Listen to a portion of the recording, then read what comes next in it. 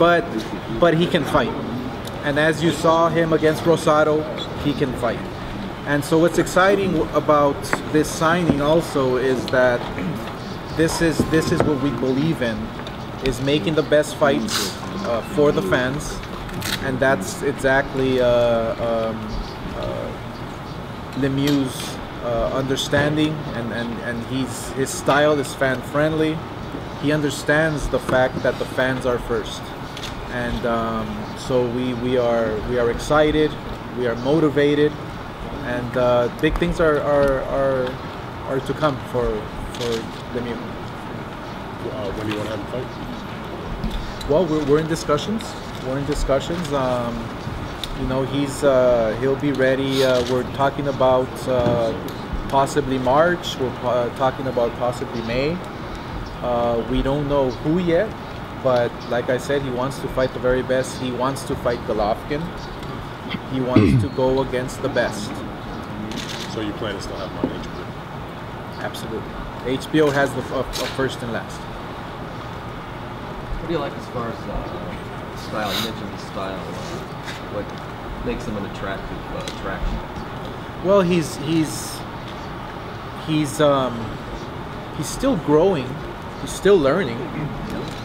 We haven't seen his full potential yet, which is very exciting because I can't wait to when he's a complete fighter. That's gonna take, you know, experience, the big fights, but his explosiveness, his power, his willingness to go out there and put it all on the line. And he's a smart boxer too. He can use his footwork, he can use his lateral movements, but he has power that everyone should respect. David, what was it about Lemieux that made you decide that this is where you thought you should be? Well, before I was with Golden Boy, I was always, you know, interested in the boxing world, seeing who's doing good, who's doing not so good. But Golden Boy has always been a main attraction for me, and you know, with all the greats in it, Oscar De La Hoya, you know, Bernard, everybody, it's people I look up to and people I respect a lot. And only great things I've heard about them, and you know, so we just we wanted to associate ourselves with the best because we consider ourselves the best. Here we are today. The next fight of David will be in Montreal or Las Vegas or Brooklyn? We are exploring every option. We can go to Montreal, we can go to New York, we can come back here in Las Vegas. That's the beauty of Lemieux, is that he can fight anywhere and people are going to watch him, people are going to follow him because of his style. David, what do you think of Gennady Golovkin, like the buzz he's gotten? How do you beat somebody like that? I think Golovkin is a great fighter, top of the league, but I'm not worried about it because I consider myself when I'll be 100% ready, I will beat him. It's not something I think, it's something I know. What's the contribution of Eye of the Tiger as a co-promoter or just manager, or what's his exact role? Would you care to co-promoter? Co-promoter. We will be working hand in hand. We are partners, and we want the best for Lemieux to make sure that we get him the best fights, the best venues, the best deals. So we'll be working hand in hand to make sure that we look out for Lemieux's best interest. And when did the negotiation really start? That Eric Gomez. Yeah, that was sometime we did a fight. We represented Gabriel Rosado, and after the fight, you know, obviously David looked great. He looked incredible. I started talking to Camille, and we started talking about ideas and possible fights, and everything came together pretty much this week. You know, David liked the plan. He liked what we were talking about. Camille as well, and you know, we talked it over with Oscar. Bernard, you know, likes David a lot. He saw what he could do when he fought against Rosado, and we decided, look, let's. You be the Philly guy, man. I mean, be a Philly guy. I mean, it was like, come on, we got to get this guy. It happened just in the movie. Listen, man, we got to get this guy. Whatever you got to do, Oscar, get this guy. He's tough, but he's also smart. And I just seen a lot of things, man. Because I know Rosado and been in the camp with me, and I know the way he handled it. It was like, I know I'm getting old in this business, man. He handled him pretty easy.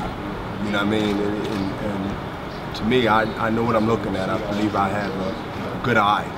You know what I mean, for talent. And You got a few. I'm glad he's with us. You got a Glad few he's with years. us. You mentioned March, possibly. Now, if he wants to fight Triple G, he's fighting in the February, so certainly that could be the next fight. You have something in mind in between the possibility of that fight? Well, we're in discussions. We're in discussions. We're talking to Eric Gomez is talking to HBO. Yeah, we're talking to HBO. Camille and I are talking. We're looking at what's the best possibilities out there. We're looking at Golovkin as well, if that's a possibility. Obviously, Camille's been busy with Remain this week, so we've left that alone for now. We're going to resume everything next week, and we'll see what's the best thing for David. I mean, obviously, we're very excited. HBO's very excited. They bracketed David 100%. The ratings were incredible. You know, I think that you know, for a Canadian fighter, the ratings he got were the best all year. So I mean, we're very excited about that. We had an additional 200,000 live audience in Montreal. Who shows this fight something? We showed it last time with RDS. And it was on the big screen at the Bell Center before the final. During their live fights. Yeah. He was the main event in both cities at the same time. Golovkin has a fight schedule, then it can be a project for this year, eventually in the year. Eventually, yes, absolutely. We will look at that option, and we will sit down as a team and make a decision. But like I said, Lemieux wants to fight anybody. He wants to fight the very best. He believes in himself. He believes in his abilities, and those are the type of fighters that we love at Golden Boy Promotions. I mean, I think it's important to state that, you know, that's the way Oscar fought. He fought the best. Bernard as well. And with David, it's no exception. You know, he's got an exciting style, and he can compete with anybody. Oscar, do you look at this like, you know, you just went through it the week before you signed David, where you went through your settlement situation, and many top fighters that you were promoting, even if they weren't on contract, were basically purged from the company. Is it sort of like, I won't say rebuilding, but the reloading process by signing someone like David? Well, let me just tell you one thing, that having David Lemieux here with us at Golden Boy Promotions, I would take one David Lemieux than 10 of those fighters that left us anything. David, suddenly a lot of people care about your schedule. That must be exciting for you. You know, it's an honor to be here, and an honor to be respected by great guys like De La Hoya, Hopkins, you know, Golden Boy Promotions. Very excited. I put up the work, I get the reward. What you see in me is always going to be all heart, 100%, and no bullshit. It's always going to be the best of me when I get in the ring. You know, what you saw against Rosado was only 50% of what I can do. What you're going to see in the future is going to be magnificent. David, how did you? Sorry, go ahead. You said the only 50%. Do you feel you weren't 100%? I feel like I can be a lot better, and it will be a lot better in the next fights. So it's for you guys to see. Talk is cheap, so I'll just show you in the next upcoming fights. I'm excited to fight with my association now, and a lot of great things coming ahead, I believe. Is there a minimum number of fights this year? This year? Yeah. Well, we do have a multi. I mean, can he fight 2 times this year, 3 times this year? Oh yes, I think with Lemieux, I mean, he's willing to fight. Stay healthy. Yeah, as long as he's healthy, he wants to fight. See, and you know what? I'm gonna tell everybody here that what Oscar's been echoing, I've been echoing, and even proving it in myself, making my decision months back. We want to see the best fights, y'all. You know, and I don't want people to get tired of hearing that. I think showing is believing. Proof is in the pudding.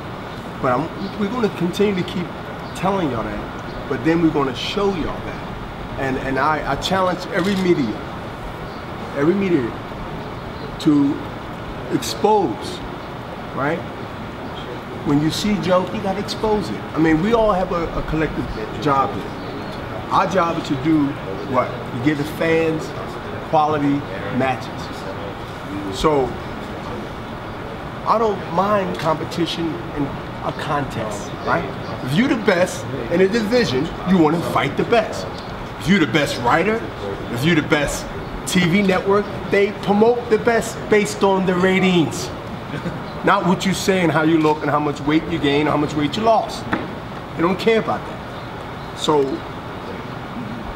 my thing is, I'm in it to make the best fights and have every writer possible, if that can be made, to say who's doing what and who's not doing what. The ratings speak for themselves, the fans speak for that also, but it's your job. Y'all really have a job, a duty too. It's not personal, it's business. And how many others are saying, look, judge us by how we put on, or what we put on, shows, right? Judge us by the quality of matches you see, right? And when you do that, you stay non-biased. You know what I mean? You don't get caught up into the feelings of it. That's just my opinion. I've been called a lot of things in my life, and I'm definitely not a professor out of the ring, but that's going to change. I need to put a call out to y'all also. To understand Lemieux's talent, to understand that he challenged anybody in this weight division. He's not ducking, he's not avoiding, he's not giving up a title because he don't want to do this, he want to do that. If you're the best, you will fight the best. And that's how Oscar came up, and that's how I came up. That's what I was taught. And that's why I'll fight the best in my whole career. And that's how Oscar made his Hall of Fame career. And we want other fighters to be able to take the baton of that theory, right? This theory, and then make it reality. And then, you know what? Boxing will never die. On a high level of other sports that's in America. There's baseball, football, basketball. And I think we have a great chance to get there. If you have to put... This is his press conference, not mine. No, we're going to talk about it. If you have to put 3 qualities that you detected on that young man. Qualities? Yeah. Basic. He signed with Golden Boy. 1. Ask me, I'm going to tell you. You didn't ask me to tell you what qualities there are. Right, okay, let's go for 4. I'm going to give you 3. He signed with Golden Boy. He has talent in many ways, not only just being fan-friendly, as they say, but he also is a good defensive fighter people don't talk about a lot. And 3rd, which I never had, that Oscar had, that he has, is looks. David, a lot of people, I gave you a 3, that's it. A lot of people are scared of Gennady Golovkin. He's called the most feared man in boxing. You've been calling him out for a very long time. Why are you not scared? Scared of Golovkin? I fear no man. I'm not scared of anybody. I'm not, because I believe I'm stronger than Golovkin. He's a great fighter. I don't take nothing away from him, but no fighter scares me. I'm going to be on top of the food chain, and I'm going to fight anybody. You know, like Bernard said, they've been brought up fighting the best. De La Hoya, him. I'm in the same mentality. I believe to be the best, you must beat the best. So. That's where we're headed. That's what we want. One fight you told me you want is Canelo. Obviously, Oscar is with Canelo. Canelo's with Golden Boy. Is that something you would want to down the line? Yeah, you know, Canelo's a great fighter. This is why we want him. You know, he's very explosive. He brings a lot to the table. He has a great fan base. I believe he's a very tough fighter, a good fighter. So, you know, it would be a good matchup. The fans would love it. He's on the list. Who else is on that list? Cotto, Canelo, Golovkin. I mean, to be honest with you, one of the reasons why we signed with Golden Boy, I'm going to be very transparent, is these guys. We feel that we share the same mentality. We feel that it's been transparent, it's all business, and we have the same goals, which is to make the best fights. We feel David is ready for that now. David wants that. His statement to me was, Camille, you guys are on a mission. Eric, Oscar, yourself are on a mission to get me the best fights, because I know I'm there now, and I've proven that to you. And it was a process. When I spoke to Eric this week, I said, Eric, you know, we had obviously many reasons why we we did this. But once we finalized all the financials, etc., the details, I said, look, this is the statement, this is the mission, that's what we're going to do. And I'm so happy because I know we're going to do it. And he's going to be on top of the food chain. Canelo, Cotto, Golovkin. David, you and Gennady are both the best punchers in middleweight, two of the best punchers pound for pound. So in a potential fight with him, what other attributes do you possess that could separate you from him in a fight? Well, let's see who's the biggest puncher. There's two top, but we want to see who's the biggest one. I think it would be a great matchup, and you know, it's obviously a fight that would be worldwide, and everybody would want to see that fight. So it's an interesting fight. When it comes to signing the paper, we'll see. We'll see what deals have to be made. Do you think there could be problems signing the paper? Because Gennady has this reputation for calling out everybody. He'll take on all comers. Well, I am here now, and I'm calling out anybody else. So it's not a worry for me. Do you guys want to build that up a little bit? I mean, that's something you could jump into sooner rather than later.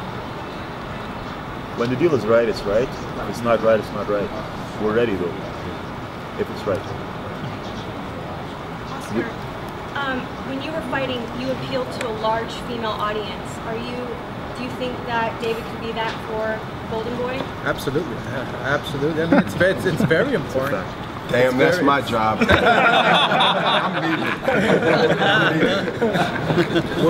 We're definitely going to keep that in mind.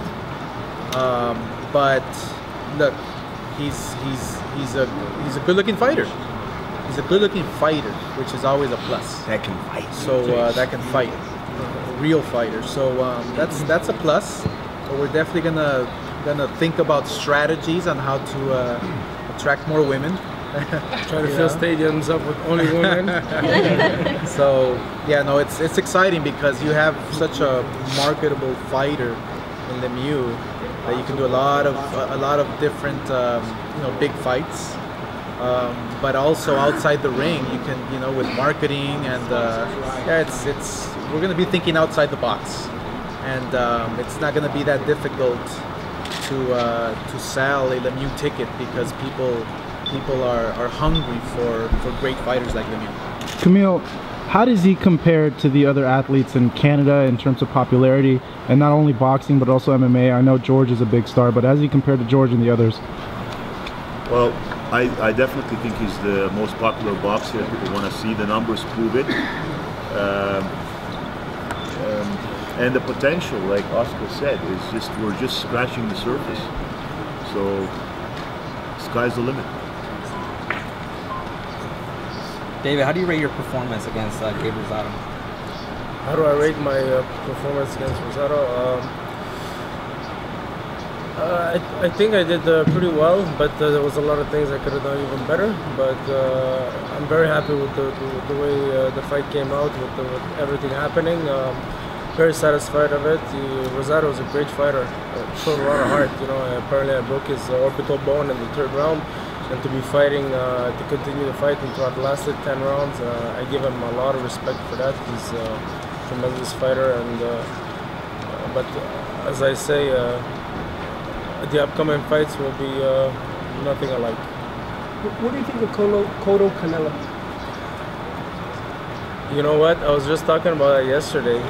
It's a very interesting fight because Cotto has been throughout all these great fighters, and Canelo has fought some great fighters, but I believe the better opposition was to Cotto. So, but I think Canelo is a younger and hungrier fighter. I think he could take on Cotto. What about a matchup potentially with Andy Lee, who just had a nice knockout win? Of course, Andy Lee is a very good fighter. I would love to fight against him. We actually had some talks in the past with him. I don't know what happened, but yeah, that would be good also. He's on the list too. They're all on the list. David, are there any UK fighters that interest you? Whoever is good, whoever is gonna bring me some opposition. I don't have no name in particular, but anybody who brings good opposition, who's well ranked and is well known, is gonna bring a lot to the table. That's what I'm interested in. So, and I know there's a lot of great UK fighters out there. Murray, all them guys. So, but looking forward to fighting them. They're all on the list also. It was 26-0, 26 knockouts. What does it mean? Well, it means that the fans are going to be the winners every single time when they watch Lemieux. So that's what it means. David, how do you attribute that? Are you accurate? Is it the power? It's a gift of God, you know. I take advantage of it. It's something I've had since I was as a kid, and now all there is to do is to perform it and to know how to use it and to work with it and not work at it as a plan. And which I've made the mistake once in the past, but this is no longer a mistake. So I believe I'm the hardest puncher in the world at 160. So we'll see. We'll just have to see in the long run. David, would you ever want to have a rematch with him? I mean, he's still a good fighter, even though he's coming off the loss to Triple G. Yeah.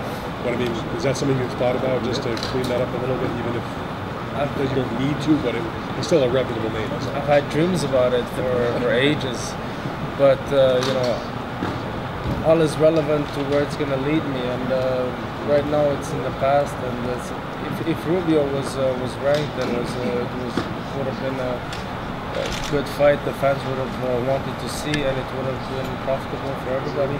For sure, I would love to fight Rubio anytime. Of course, he's a good fighter, but I don't know now if it's worth it. So, but if it was tomorrow, I would love to. David, you've been boxing since you were 9.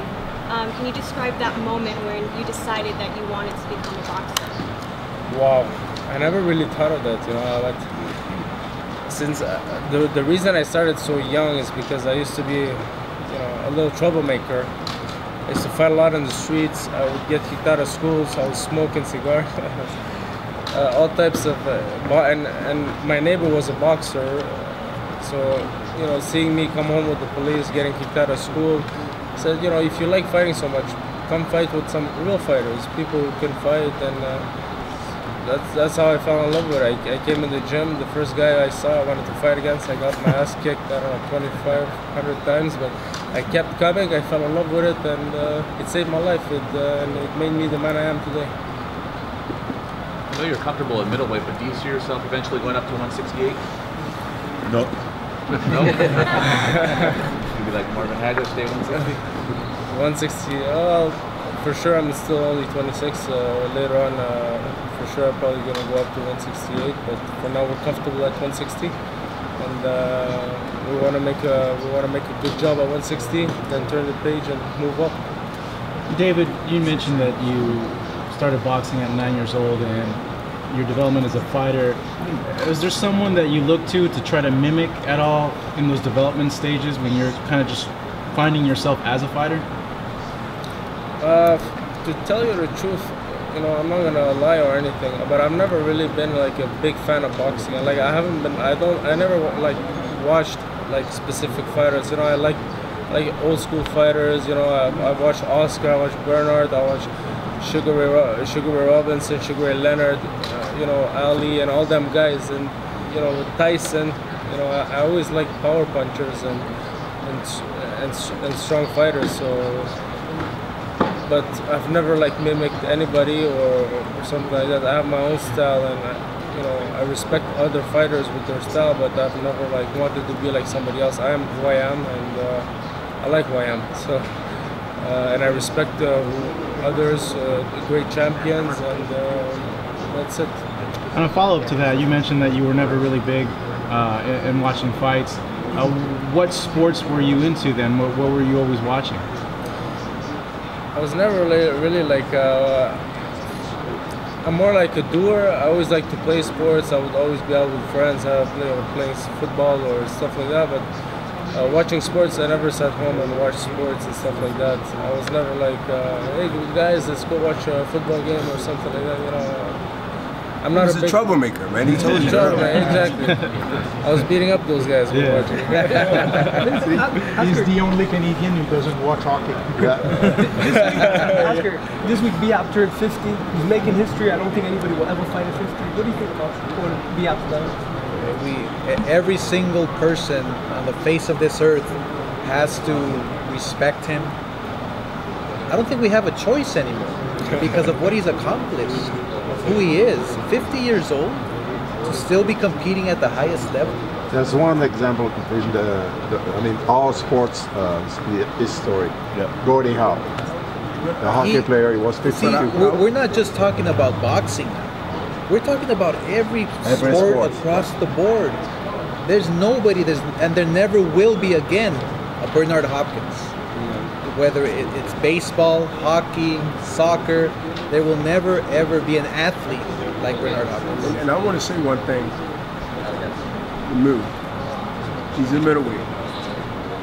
And sitting here at this press conference, and I'm always thinking about history, and I'm always thinking about the future of boxing. But mainly a division that made me, Dan, the middleweight division.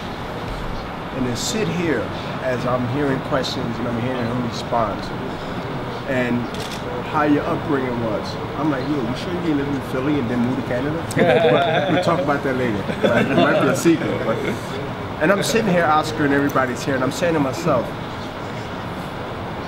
middleweight division, amongst the names y'all mentioned, possible matches and all this stuff, it's got my blood boiling, like, yo, like, and then it's like, damn, one like that. When I was coming up, we had 1 or 2 guys, but he has a lot of guys in that middleweight division, other than Triple G, that's under him or whatever, matches that could be made. But having the middleweight division is part of my legacy, right? And seeing now the molding of another legacy, right? It's being at this press conference, is have the chance to mold himself into that, his legacy, as he said, his style. And I like that about him. I like that about him. He saying, look, I respect all the fighters that came past and present, to my left, to my right, to my right, to my left. But at the end of the day, he has an opportunity because the middleweight division has always been the middle of all divisions. That's why it's middleweights, right? And it's always been a division of excitement, right?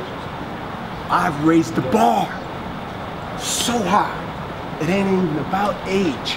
It's about the bar that I raised for himself and others that come behind him. And even when he leaves the game, the bar has been raised so high.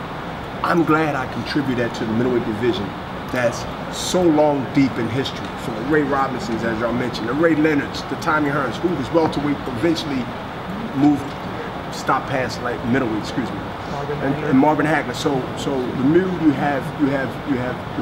have the time in front of you more than backward, by age and time. Learn all you can, buddy. Learn how to do everything you possibly can in that ring, so you never will be surprised what another opponent do. And that makes the complete fighter with longevity, right? And achievement. But I'm glad to be here at this press conference with a middleweight that everybody here, even the writers, I believe, respect the way he fights, the way what he brings to the table. And that's why this thing, as I sat here and listened to questions, and said, man, the middleweight division is really alive. Never been completely dead like the heavyweight division, right? Until it starts tonight. But he has a great opportunity to build his legacy from here. And that's what I'm excited about, other than the signing of Lemieux. Thank you for being with us and giving us a chance to prove ourselves. Thank you, guys. Happy to be here. You hold the record, obviously, for middleweight title defenses. Would you like to see a guy like David someday break that record? No. Short and sweet, no. He's not from Philly. But we're going to have fun watching you do it. And you know what? What better person to do it? And he's with us, and he's doing it. I mean, that's down the road, but that would be a great something to talk about amongst media and amongst us.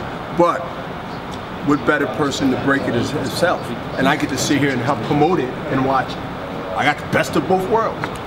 Time is on my side. Time is on your side, not mine. Thank you very much, media. Thank you, appreciate it. And, all right, see you at the fights.